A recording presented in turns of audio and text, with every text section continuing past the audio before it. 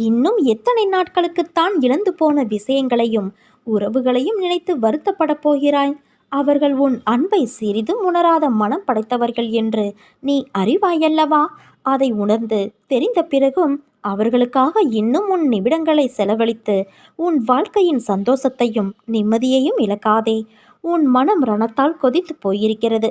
ஆதங்கத்திலும் வழியிலும் நீ இருக்கிறாய். நமக்கென்று ஒரு நாள் வரும், அன்றைக்கு நாம் பேசிக்கலாம் என்று வேதனையில் இருக்கிறாய். நீ பேசி என்ன பயன்? அவர்கள் அப்படித்தான், திருந்தாத மனிதர்கள். அவர்களை கணக்கில் எடுத்து பேசினால் நீதான் நிம்மதி இழப்பாய். அதை ஞாபகம் வைத்துக்கொள். உன்னையும் உன் அன்பையும் கொண்டாடுபவர்கள் இங்கு இருக்கிறார்கள்.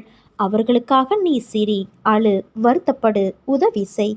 ஆனால் உன்னை மதிக்காத இடத்தில் ஒரு நிமிடம் கூட தங்காதே. அமைதியாக அவர்களை விட்டு நகர்ந்து வந்துவிடு. அவர்களை பற்றி நீ யோசிக்காதே. உன்